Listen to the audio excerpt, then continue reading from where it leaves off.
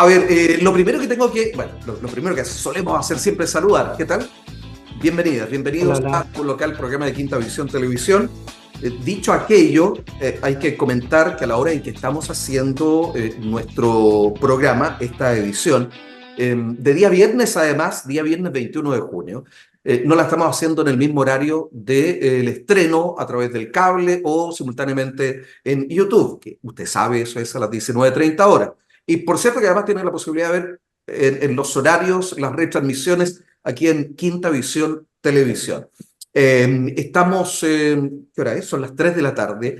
Hay una intensa lluvia que se ha dejado sentir en la región de Valparaíso, pero debo comentarles que hay solo dos de este panel que están en la región de Valparaíso. Luis Chandía Ruiz, ¿no es cierto? Experto en educación, ex Seremi también, doctor en educación. Y quiero preguntarte derechamente, Luis, ¿está aquí en Viña del Mar? ¿En qué punto? Valparaíso, Perfecto, cerca del perfecto. casco histórico de Valparaíso. Ah, muy bien. Te saludo entonces inmediatamente. Ah, Comienzo contigo. Eh, ya, no, esto no significa que esté comenzando. Voy a comenzar por la experiencia. ¿Ya? Dicho así, para que nadie se resienta en este saludo. ¿Ah? Y comienzo contigo. ¿Cómo estás? ¿Cómo ha vivido este sistema frontal? bien, fíjate, Carlitos, bien, bien, afortunadamente bien. Pese a la inclemencia y la copiosa lluvia que ha sido inmensa, Sí. toda la Así es, madrugada y todo el día de la mañana. así es. Bueno, Pero bien, muchas gracias. nos alegramos. Bien. Y David Navarro, David es profesor y además es director ejecutivo de la Fundación Josefina Méndez. ¿Y por qué saludé primero a Luis? Porque Luis está aquí en la región, en Valparaíso. David Navarro está en Coyhaique. Y Claro.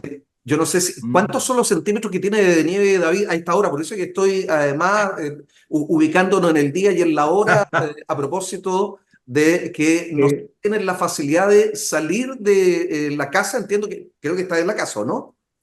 Sí, lo que pasa es que yo vivo hacia el campo acá en Coyhaique, y estoy, sí, con 80 centímetros de nieve arriba de la casa.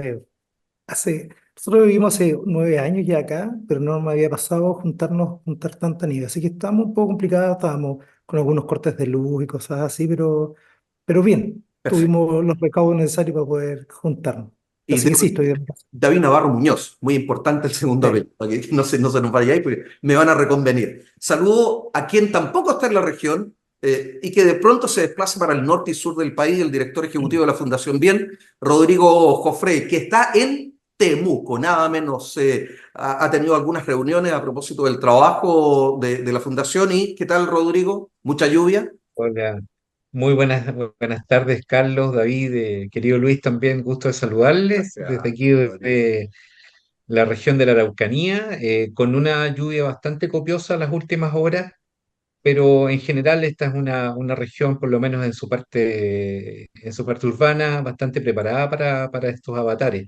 Así que aquí estamos justamente trabajando para seguir mejorando la calidad de la educación en el país. Qué bueno. Bueno, y de eso vamos a hablar, precisamente vamos a hablar de deserción escolar, pero con la perspectiva de reinsertar a las personas en el sistema. Y estableciendo, sentando las bases que no es una situación, una problemática que se justifique o que se dé por una sola causa, es multidimensional, y de esa manera hay que verlo y tenemos un experto, David Navarro Muñoz, es de alguna manera un referente en este tema. La Fundación Josefina Méndez ha venido en el último tiempo marcando su acento precisamente en esta materia, en este tema, y trabaja también algunos programas con el Ministerio de Educación. Lo primero para entender, por favor, David, comenzando ya el programa, ¿qué es la deserción? ¿No es cierto? Pero además también, ¿qué es la reinserción escolar? Mm. Sí, Carlos, mira, yo creo que es súper importante y cuando alguien ve este programa y si sabe un poco acerca de la temática, yo creo que ahí hay que hacer un punto inmediatamente que es clave, que es entender que cuando se habla de deserción escolar, ya hace mucho rato el Ministerio de Educación dejó de hablar de deserción porque la deserción tenía un concepto intrínseco que le traspasaba una responsabilidad al niño, a la niña que sale del sistema. Entonces, yo creo que la base, para partir, es que tenemos que entender que hablamos de exclusión escolar, que es el sistema quien excluye al niño. Exclusión Ahora, escolar. yo siempre hago este énfasis en términos de Perfecto. que es importante entender que el concepto de deserción tampoco se puede eliminar, porque las tasas internacionales son llamadas así, son las tasas de deserción.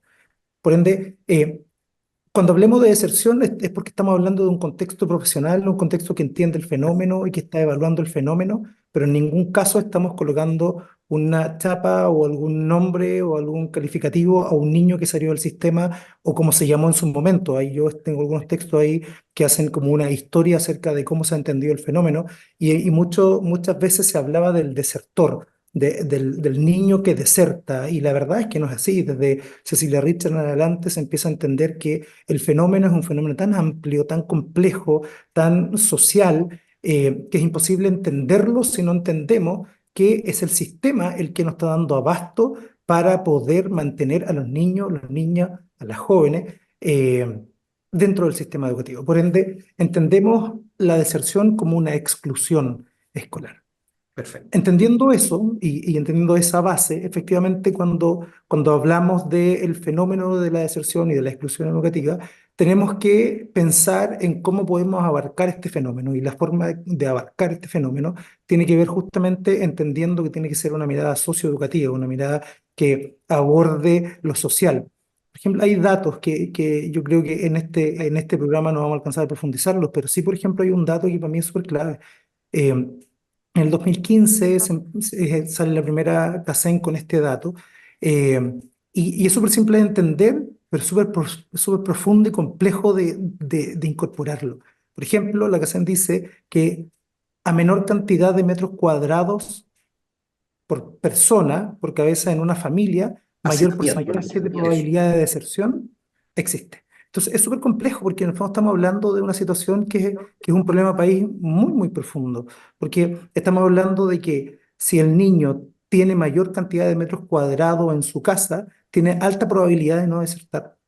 Entonces, y lo lanzo de esta manera, porque en el fondo si hay que entender el fenómeno de la deserción, el fenómeno de la exclusión escolar, tiene que estar sustentado en estas lógicas socioeducativas.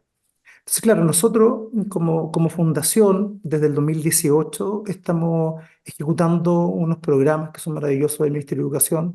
Son maravillosos entendiéndolo desde la complejidad que tienen, primero que son postulables, eh, pero que a nosotros nos ha dado la posibilidad de poder trabajar ya al día de hoy con más de 1.000 procesos de reinserción escolar de niños, niñas y adolescentes. Entonces, y desde acá de la región de Aysén, una región que es muy amplia en espacio, pero también muy pequeña en la conexión, muy pequeña en las posibilidades. Entonces, eso es lo que venimos haciendo para poder ir dando a entender que este fenómeno es tremendamente multifactorial y que necesitamos abarcarlo en unidad. Por eso estamos acá. Esto para nosotros, el hacer incidencia, el ir mostrando la situación y en un canal de la quinta región, para mí es súper potente. Yo soy de allá, yo llevo 9 años acá en la región de Aysén, pero mi corazón hace rato me está tirando a poder ir entendiendo que en la quinta región y en lugares más centrales como Santiago tenemos que instalarnos. Entonces estamos en ese proceso y esto para mí es una etapa más, un paso más dentro del proceso de poder llevar estos datos y esta realidad a la región. Rodrigo, algo muy interesante que creo que sería pertinente comentarlo aquí es que ha habido un acercamiento a propósito de que la Fundación Bien también tiene en sus pilares, ¿no es cierto?, como tema de trabajo, la educación. Y ha habido acercamiento entre ambas fundaciones porque el tema les ha capturado también en términos de lo interesante y motivador que es, ¿sí? Sí, mira, Efectivamente, perdón, perdón, no sé a quién le hace la pregunta. Rodrigo. Rodrigo. Sí, sí.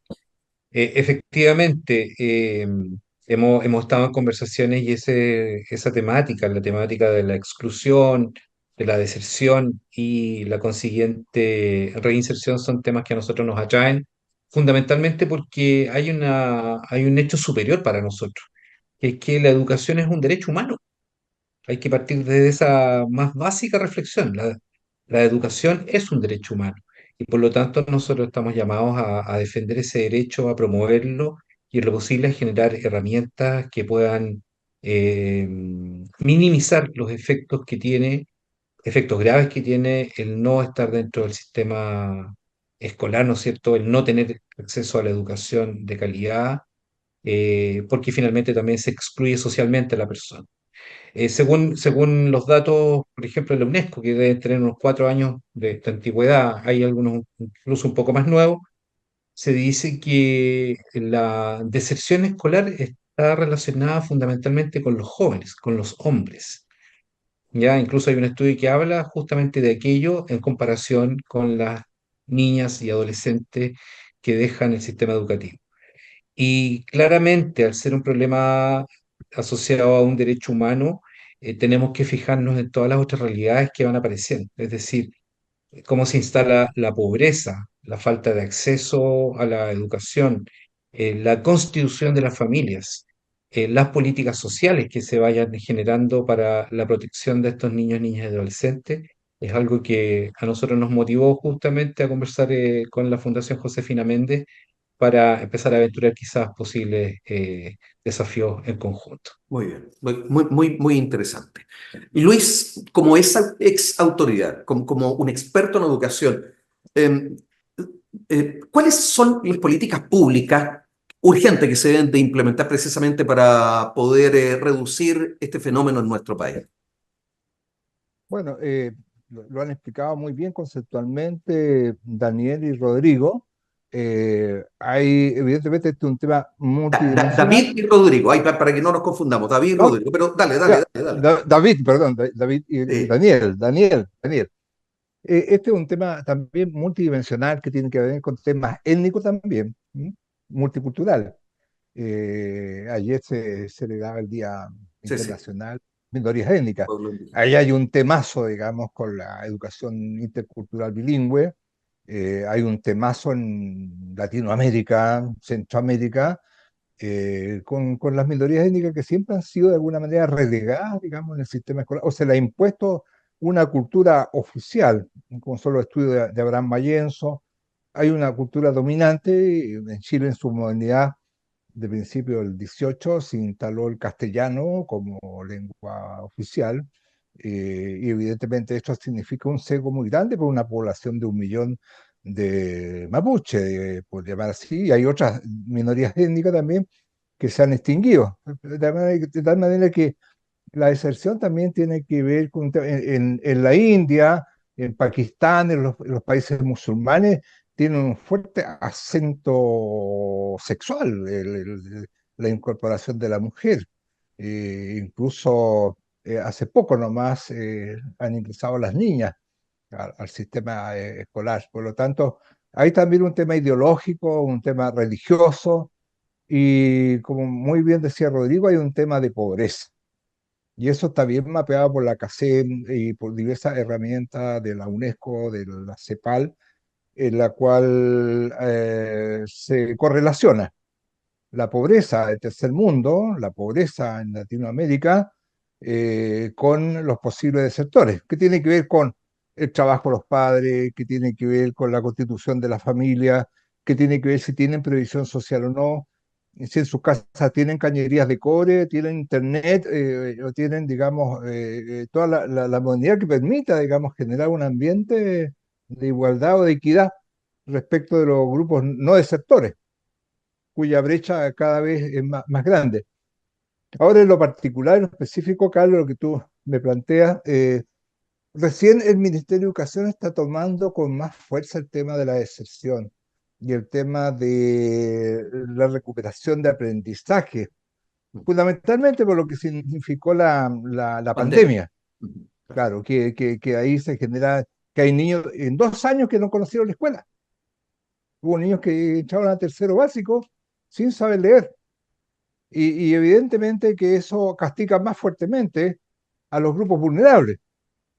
Evidentemente el capital cultural de los niños tiene que ver con la familia. Si los padres son universitarios, si los padres tienen recursos para pagar un profesor particular, o si tienen un acompañamiento tecnológico que permita trabajar con los niños. Ahora, en ese contexto se han tomado dos líneas. Una línea el ministerio planteaba muy fuertemente que es que planificar en los proyectos educativos, en los planes de mejoramiento educativo, ese desbalance que han tenido estos niños, digamos, en periodo de pandemia, y poder retener, o sea, por lo menos hacerse cargo de los niños que están en marzo y que terminen, ojalá, el 90%, no vamos a decir el 100% porque eso es imposible, pues la deserción en Chile tiene más o menos 2 dígitos, históricamente. Hay periodos en que ha bajado a 9, pero normalmente es más de 10. Y eso no ha podido ser corregido, porque evidentemente la pobreza es fuerte. Y la extrema pobreza, evidentemente que es un factor casi determinante a veces. No podemos decir determinante, porque también hay niños que han podido superar eso. Por ese motivo el Ministerio tiene un conjunto de planes, en ello está la ley CEP, que permite focalizar en los niños más descendidos socialmente. Incluso el Estado le paga 3 veces más la subvención que un niño común, no del sector. Yo, ¿Sí? perdona, con el propósito de aprovechar, creo que nos quedan algo así como 10 minutos. Y quiero ver la posibilidad de que en 3 minutos, yo sé que es muy poco, David, y el tema no se va a agotar aquí, sin duda, te vamos a molestar en una próxima oportunidad, porque creo que vamos simplemente a referirnos al marco general. Pero 3 minutos para seguir esta segunda ronda. Y a propósito de los programas y del Ministerio de Educación, ¿cuáles son? Danos un ejemplo, por favor, de los programas que ejecuta la Fundación Josefina Méndez y de qué manera colabora para que esto, con el Estado, ¿no sé? Con el Ministerio de Educación, para que sean efectivos. ¿Ah? Si hay algún ejemplo, algún caso para poder comentar. Mm. Mira, ahí Luis iba a nombrar un segundo punto que tiene que ver con el plan de revinculación, si no me equivoco, Luis, ¿cierto? Que Sí, tiene que ver con exacto, el eje sí, 3 sí, de pospandemia. exacto. Eh, Efectivamente, y ahí Luis también hace un punto que es clave. Cuando ustedes ahora prontamente van a empezar a escuchar las noticias, que el plan de revinculación ha funcionado, que hay tantos niños que se han vuelto al sistema. eh, y de hecho, si recuerdan, en pandemia hubo un dato muy bullado cuando hablaban de los 50.000 niños que salieron de un año para otro. Eso es súper complejo porque el Ministerio de Educación cuando toma estos datos, yo considero que es un poco antojadizo cuando toma estos datos y habla de estos 50.000, porque ahí está hablando de una tasa que no es la que se refería Luis, que es la tasa de deserción por incidencia, que tiene que ver con niños que un año estaban matriculados y que el otro no estaba matriculado. Y claro, la tasa de deserción por incidencia no es una tasa que sube del 2,1, el 1,6, por ejemplo. Entonces es una tasa que si tú lo miras y tú dices, oye, son pocos. Mm. Claro, si tú transformas a nombres y apellidos, son muchos, pero si no, son 50.000, ¿no? ¿Me entiendes? El tema es que cuando sale esta tasa en pospandemia o dentro de la pandemia, se olvidan de los otros 300.000 que estaban fuera. ¿Entiendes? Entonces, en el fondo, el problema es mucho más complejo. No son esos 50.000. La tasa real es la tasa de prevalencia, que es la tasa que te permite observar en un cohorte cuántos niños, niñas y adolescentes no están en el sistema, pero que deberían estar y que no están hace años. Porque, claro, esos 50.000, 47.000 eran niños que el 2021 estuvieron y el 2022 no estaban. Pero ¿qué pasa con el que el 2021 ya no estaba? Ese es el problema real, la tasa de deserción por prevalencia. Esa es una tasa que en Chile ronda el 10,2. Entonces, acá en la región, perdón, y en Chile ronda el 5,4, 5,7. Entonces, esa es la realidad del fenómeno y es la realidad que nosotros debemos hacernos cargo. Nosotros estamos en un proceso de ejecución de programas. Nosotros ya hemos podido adjudicar del 2018 a la fecha 16 o 14 programas del Ministerio de Educación. eh, que son programas de los proyectos de reinserción y reingreso. En su momento se llamaban reingreso y reinserción, aulas de reingreso eran conocidos, ahora son solo proyectos de reinserción. Ahora acabamos de adjudicar cuatro proyectos que vamos a estar ejecutando, tres acá en la región de Aysén y uno en la región de Los Lagos. Estos son proyectos postulables año a año pero que para nosotros han sido una tremenda herramienta para poder generar procesos de reinserción escolar. Ahí nosotros trabajamos con niños, niñas y adolescentes y los guiamos en procesos de reinserción. Algunos de ellos los guiamos a la reinserción en escuelas, no son estudiantes. Nosotros como fundación tenemos un colegio, pero estos niños no son estudiantes de nuestro colegio, son niños que pertenecen a los programas y nosotros los reinsertamos en otras escuelas o los guiamos en procesos de realizar validación de estudios. Ya pensando justamente, por ejemplo, en bajar una de las temáticas que son esenciales, que tiene que ver con la sobriedad. Que la sobriedad genera que el niño muchas veces no puede volver a la escuela porque es muy grande para un curso y muy pequeño para otro, al curso que le correspondería. Entonces, y de ahí en adelante, bueno, son estos 14 programas que hemos podido ejecutar del año 2014 a la fecha. Estamos en conversaciones justamente con poder afianzar lazos con otras fundaciones, con otros entes que puedan ir generando en sus territorios y para eso nosotros estamos generando procesos de capacitación, estamos generando procesos de ir implementando y promoviendo nuestro modelo. Nosotros denominamos nuestro modelo reparatorio de la condición de estudiante, y ese modelo es el que nosotros queremos exportar a otras fundaciones para que ellos puedan ejecutarlo y nosotros tener este rol de ir pudiendo respaldar estas otras ejecuciones como lo hemos podido hacer nosotros. No nos va a alcanzar el tiempo, me voy a tener que quedar con la gana de conocer algún caso, ¿no es cierto?, a destacar acá, sin nombre ni apellido, por cierto, para validar también los procesos que han desarrollado ustedes. Mira, Rodrigo. tengo un niño, Guadal, Ya. Guadal, un pueblito pequeño, sin nombre y apellido, lo conocimos, tenía 16 años y tenía kinder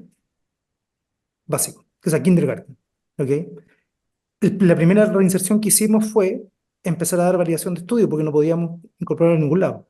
Entonces, dimos el primer nivel básico de adulto y ahí empezamos y es un niño que ahora está terminando su cuarto medio, es un proceso de reinserción. Es un niño que nunca ha ido a la escuela, un niño que no tenía carné, Carlos, no tenía carné de identidad. ¿Ok? Entonces, esos son los procesos, son niños que hay que reinsertarlos al sistema de salud, no Eso, tienen registro social de hogares, viven claro. en pobreza terrible. Sí, esos son Claro, los procesos. ya, como lo has dicho, quedan excluidos del sistema, sin lugar a dudas, Rodrigo. Y le da mayor sentido, un par de minutos, por favor, le da mayor sentido a la profesión, al ser profesores, ¿no es cierto? Un trabajo de esta naturaleza. Claramente, porque a lo que alude David, yo sé que este tema es apasionante, podríamos conversar muchísimos programas respecto de esto. Mm. Eh, lo más importante acá tiene que ver también, además, yo voy a reafirmar lo que dije hace un minuto. Tenemos que concebir la educación como un derecho humano y tenemos que apostar, quienes somos docentes, a la dignidad de ese niño, a la dignidad de esa niña, a la dignidad de esos adolescentes que no han tenido las mismas posibilidades que otros. Por lo tanto, a nosotros nos hace pleno sentido el trabajo que se realiza en la temática de la reinserción, puesto que visiones como las que tiene David y que yo sé que Luis también las comparte, aportan justamente que esa persona deje de ser un NN para el sistema y pase a ser una persona digna con nombre y apellido, un chileno, una chilena más con educación. Luis, te dejo los últimos dos Sí, minutos para el cierre del programa. estupendo. No, es fantástica la intervención de Daniel y de Rodrigo. Y yo estoy trabajando en el sector de extrema pobreza. Ayer y antes de ayer estuvimos trabajando en un colegio de extrema pobreza y vulnerabilidad en San Antonio. Y yo voy a contar solamente los títulos porque no le pedí autorización para decirlo. Pero uno de los temas fundamentales que ellos tienen sobre la cabeza es el tráfico de drogas y el consumo de marihuana y el uso de los niños como soldados. Y bueno, es un ambiente familiar que promueve la deserción. Otro elemento ligado a lo que decía muy bien Rodrigo, una profesora del grupo que hicimos el diagnóstico señaló que se preocupaba mucho porque los niños iban un día a clase o llegaban, llegaban cansados y con las manos muy estropeadas y descubrió que esos niños cortaban frutillas en un sector que se Ya. llama San Pedro y que después del colegio se van a la faena y otros a cortar lechuga. y a llenar el camión con el papá. Y por lo tanto ya en la noche no tienen tiempo, digamos, de trabajar ni las condiciones básicas. Entonces, en materia de derechos humanos, la profesora denunció el caso ante la fiscalía, Tengo que, porque, Luis, y bueno, nuestro- para connotar lo que decía finalmente Rodrigo, ¿ah? sí, Hay un tema de derechos humanos muy fuerte. sin duda. Oye, el tiempo se nos fue entre los dedos, como el agua.